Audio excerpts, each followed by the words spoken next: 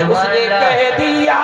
کہ جنت میں اس کے بدلے عطا کروں گا۔ اللہ خود فرماتا ہے، سنیے، اللہ کہہ رہا ہے میرا وعدہ سچا ہے، ان اللہ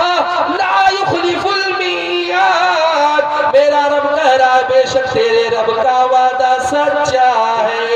جو کہہ دیا ہے وہی ہو کر رہے گا۔ تو سنیے، صرف نماز پڑھنے سے جنت نہیں ملے گی، یہ آپ کے ذہن میں سوال ہے، لیکن اسی سوال میں سارا جواب چھپا ہوا ہے۔ کیوں آپ کہیں گے کوئی نماز پڑھ رہا ہو غیبت کرے گا، کوئی نماز پڑھ رہا ہو چغل خوری کرے گا، کوئی نماز پڑھ رہا ہو کسی کی جائیداد کو قبضہ کرے گا، کوئی نماز پڑھ رہا ہو کسی کو گالیاں دے گا، کوئی نماز پڑھ رہا ہو کسی کو ستائے گا، یہ بات تو صحیح ہے، لیکن قسم خدا کی مسلمانوں، آپ نے اللہ کا قرآن نہیں پڑھا۔ میرا رب کہتا ہے کہ جب تم نماز پڑھو گے تو نماز میں اتنی برکتیں ہیں، اور نماز ایسی طاقتفل چیز ہے، تمام عبادوں کی جڑ نماز ہے، اور جب تم نماز پڑھو گے تو گالیوں سے بھی دور رہو گے، لڑائیوں سے بھی دور رہو گے، چغل خوریوں سے بھی دور رہو گے،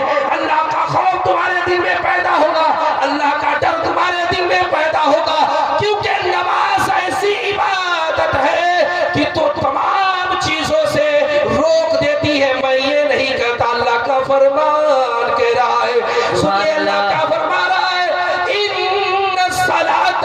تنہی عن الفحشاء والمنکر، بے شک نماز برائی اور بے حیائیوں سے روک دیتی ہے۔ سبحان اللہ، سبحان اللہ۔ اللہ کا فرمان، ظاہر سی بات ہے۔ تو آپ کا سوال تو سوچنا صحیح تھا، لیکن اسی سوال میں سارا جواب چھپا ہوا۔ جب آپ نماز پڑھیں گے،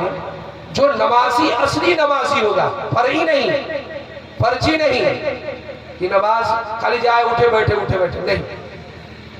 جس کو اللہ کی چاہنے کی خواہش ہوگا، عبادت کرنے جیسی عبادت کرے گا، اور اگر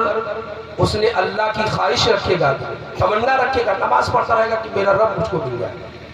تو ایسے نمازی کو نماز تمام برائیوں سے اور تمام بے حیائیوں سے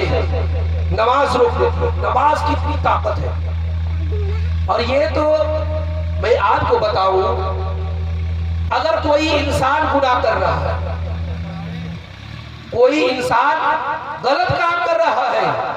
کوئی انسان بدکاری کر رہا ہے،